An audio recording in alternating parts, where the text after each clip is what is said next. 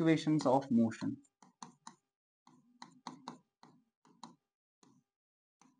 So what are equations of motion? ठीक है, equations of motion हमारे पास क्या है? These are the relationship between different parameter जो हमें यहाँ पे मोशन के लिए यूज होती है। क्या क्या सर? हमारे पास है पैरामीटर एक इनिशियल वेलोसिटी u, दूसरा हमारे पास final velocity that is v, तीसरा हमारे पास एक्सेलरेशन, और एक स्केलर हमारे पास वेरिएबल दैट इज टाइम। इनके दरमियान हमारे पास जो रिलेशनशिप है उनको हम क्या कहते हैं? We relate them through equation of motion. ठीक है, रिलेशनशिप बिटवीन देम। ठीक है, पहले ये डिपेंड करता है, एक्सेलरेशन है ना, एक्सेलरेशन कौन सी क्वांटिटी है? वेक्टर। वेलोसिटी कौन सी क्वांटिटी है? वेक्टर। हाँ हाँ, एक्सेलरेशन में डायरेक्शन जरूर है, क्योंकि देखिए एक्सेलरेशन किस पे डिपेंड करता है? Velocity. Velocity is a vector quantity, तो एक्सेलरेशन भी कौन सी होगी? देखिए वेलोसिटी अगर आपको पता है तभी क्या निकाल सकते हो? अगर वेलोसिटी चेंज कैसे हो सकती है? मैग्नीट्यूड से भी और किससे? डायरेक्शन। अगर डायरेक्शन चेंज होगी वेलोसिटी चेंज होगी? होगी ना? क्यों कह रहे हो ना? वेलोसिटी कैसे? वेक्टर क्वांटिटी है तो दोनों चीजों पे डिपेंड करेगी। एक मैग्नीट्यूड दैट इज द आपके पास न्यूमेरिकल वैल्यू, दूसरा किस पे डिपेंड करेगी सर? डायरेक्शन। वन अगर डायरेक्शन गई चेंज, वेलोसिटी भी क्या होगी सर? चेंज। क्योंकि वेलोसिटी खुद किस पे डिपेंड करती है? खुद किस पे डिपेंड करे? डिस्प्लेसमेंट। तो ना यहाँ स्टार्टस में distance is a scalar quantity, displacement it is a, displacement के लिए क्या जरूरी है? डायरेक्शन। अब वेलोसिटी किसके बराबर होता है? Displacement bye. अब डिस्प्लेसमेंट डायरेक्शन से भी चेंज होगा तो वेलोसिटी भी किससे चेंज होगी? डायरेक्शन। अच्छा, एक्सेलरेशन किसके बराबर होता है? Change in velocity by time. तो अगर आपके पास यहाँ पे वेलोसिटी चेंज होगी डायरेक्शन से, तो आपके पास एक्सेलरेशन भी चेंज होगी किससे? डायरेक्शन से। तभी वेलोसिटी भी एक वेक्टर क्वांटिटी है और एक्सेलरेशन भी वेक्टर को।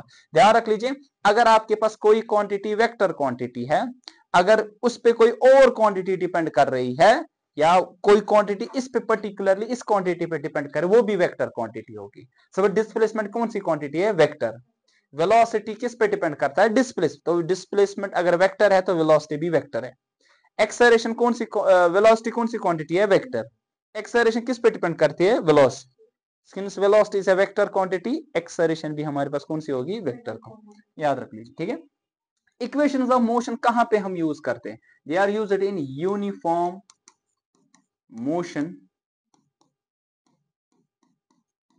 और दूसरा हमारे पास है यूनिफॉर्मली एक्सेलरेटेड मोशन। ठीक है, first of all what is a uniform motion?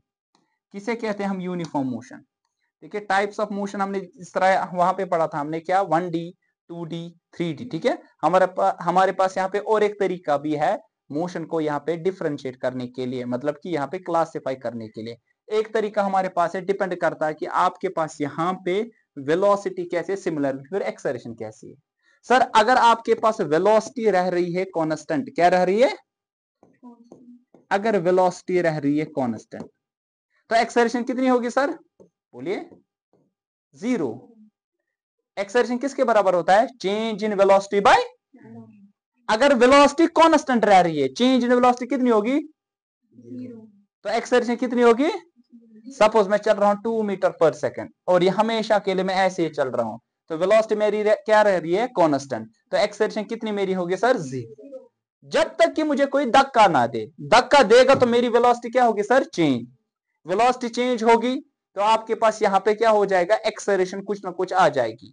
तो याद रख लीजिए, वेलोसिटी अगर आपके पास कांस्टेंट है तो एक्सेलरेशन क्या होगी आपके पास? 0। Such type of motion is called uniform. So what is a uniform motion? अगर हमें डेफिनेशन भी लिखनी होगी यूनिफॉर्म मोशन की, it is that type of motion, it is that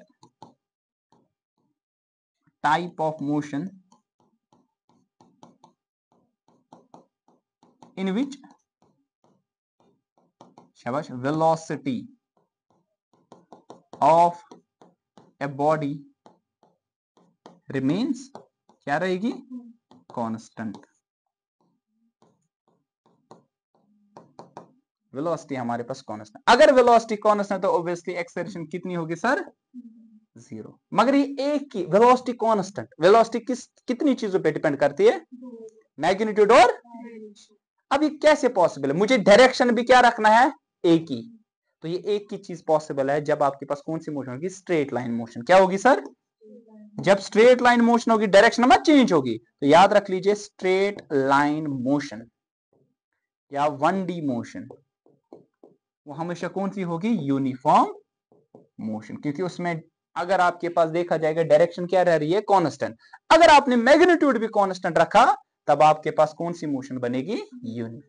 हाँ 1D में आपके पास नॉन यूनिफॉर्म भी बन सकते हैं, लेकिन अगर आपने मैग्नीट्यूड चेंज किया, 1D में डायरेक्शन चेंज होती है, 1D में एक ही डायरेक्शन रहती है, लेकिन अगर आपने मैग्नीट्यूड भी आप कांस्टेंट रखा, डायरेक्शन तो है ही, तब आपके पास किस टाइप की मोशन आ जाएगी, यूनिफॉर्म मोशन आ जाएगी। ठीक है, दूसरा जो हमारे पास है वो आ जाएगा नॉन यूनिफॉर्म, या ऐसे लिखेंगे uniformly accelerated motion, uniformly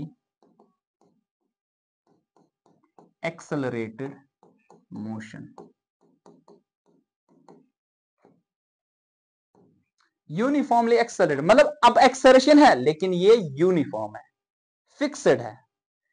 acceleration है लेकिन क्या है, फिक्स्ड। तो ए इज कांस्टेंट, एक्सेलरेशन हमारे पास क्या होगी सर, कांस्टेंट होगी। अगर है कुछ, सपोज मेरे पास एक्सेलरेशन 2 मीटर पर सेकंड स्क्वायर, ये हमेशा क्या रहेगी, 2 मीटर पर सेकंड स्क्वायर, ये change, such type of motion को हम क्या कहेंगे, यूनिफॉर्मली एक्सेलरेटेड मोशन। एक्सेलरेशन है लेकिन क्या है सर हमारे पास, कांस्टेंट।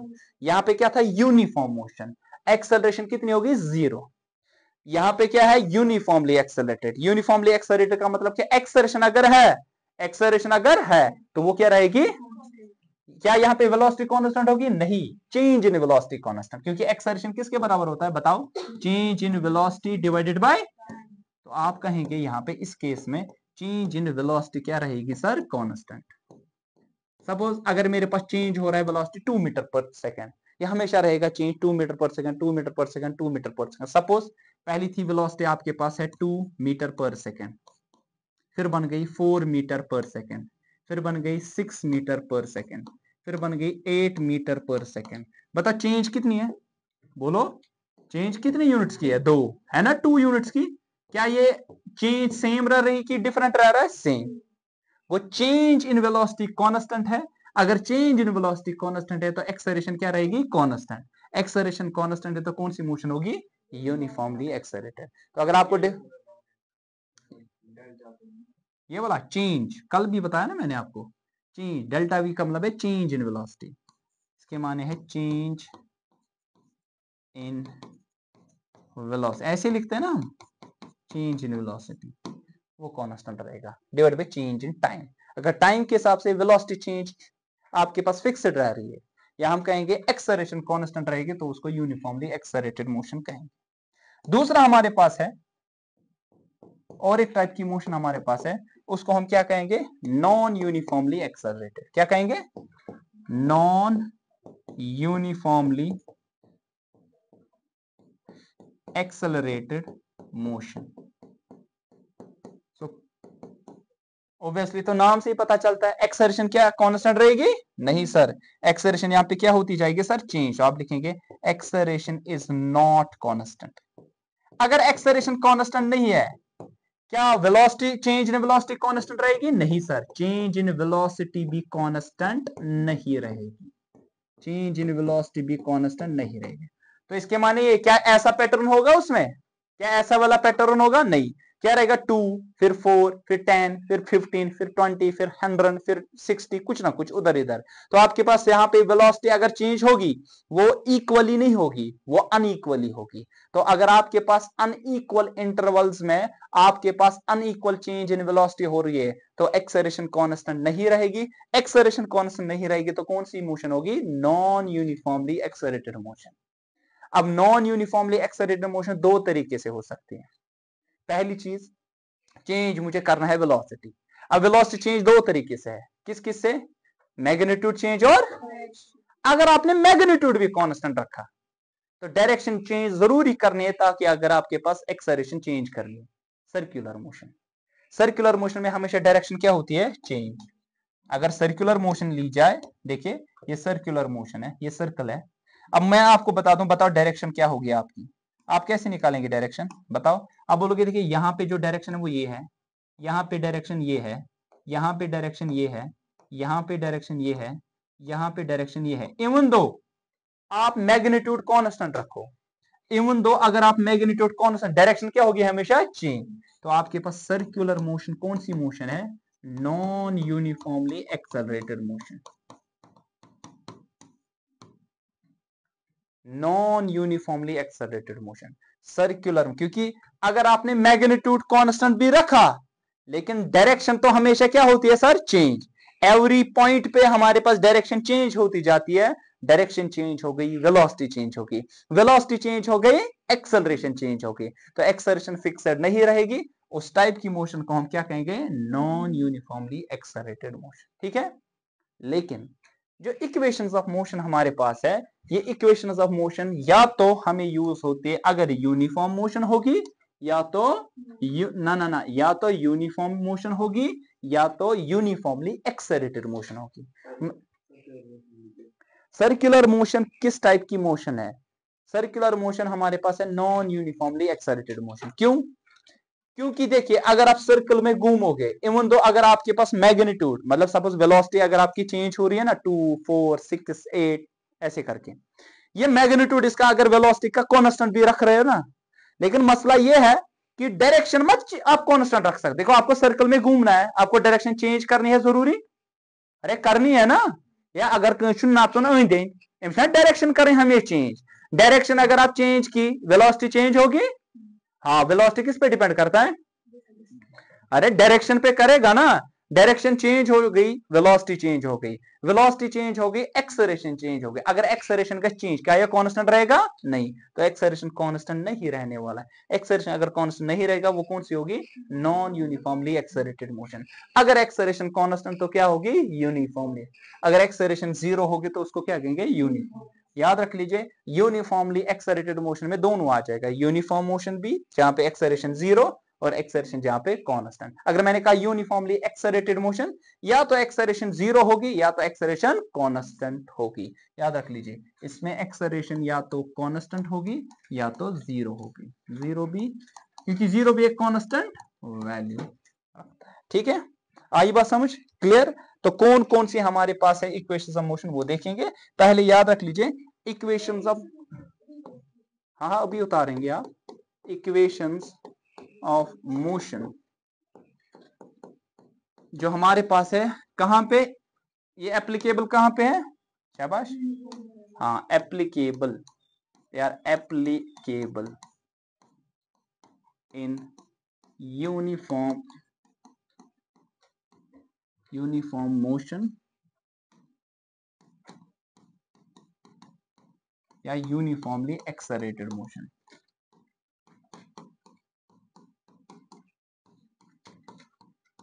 ठीक है, वहां पे मतलब क्या होगा? या तो एक्सेलरेशन होगी आपके पास कितनी सर? जीरो, या तो एक्सेलरेशन आपके पास होगी क्या सर? कांस्टेंट। एक्सेलरेशन का वैल्यू या तो कांस्टेंट होगा या तो एक्सेलरेशन का वैल्यू कितना होगा सर? जीरो। अब कौन कौन सी हमारे पास इक्वेशन ऑफ मोशन है, ध्यान रख लीजिए। पहली इक्वेशन ऑफ मोशन, पहली equation of motion, v is equal to u plus at, v is equal to u plus at। मैं एरो इस पे क्यों डाल रहा हूं? क्योंकि आपको मालूम ये कौन सी क्वांटिटी है? वेक्टर। दूसरी इक्वेशन ऑफ मोशन हमारे पास है v square minus u square is equal to 2as। ठीक है ना, ये आपके पास वेक्टर क्वांटिटी है। ठीक है, एरो मतलब ये वेक्टर क्वांटिटी। ठीक, इसी तरह आपके पास है तीसरी equation of motion, s is equal to s not plus ut plus half of at square. ठीक है, ये तीन इक्वेशंस ऑफ मोशन हमारे पास है। v is equal to u plus at, v square minus u square is equal to 2as। शाबाश, s is equal to s not plus ut plus half of at square. अब ये different चीजें क्या क्या हमारे पास है, यहाँ पे मैं लिखूंगा वेयर v u जो हमारे पास है ये है इनिशियल वेलोसिटी। क्या है? Initial velocity. v जो हमारे पास है ये क्या है? फाइनल वेलोसिटी, टी जो हमारे पास है वो है टाइम, ठीक है। एस जो हमारे पास है वो है डिस्प्लेसमेंट, एस हमारे पास है डिस्प्लेसमेंट, एस नॉट है हमारे पास इनिशियल डिस्प्लेसमेंट, इनिशियल आया समझ, जब आपने स्टार्ट किया आपके पास कितना डिस्प्लेसमेंट है, ठीक है। एस हमारे पास, और कोई यहाँ पे चीज है नहीं, बाकी चीजें हमने सारी मेंशन यहाँ पे की। बाकी इसमें इंशाल्लाह हम कल देखेंगे आने वाले वक्त में इनको कैसे हम प्रूव करेंगे, सॉल्व कैसे करते हैं, यूज कैसे किया जाता है, ठीक।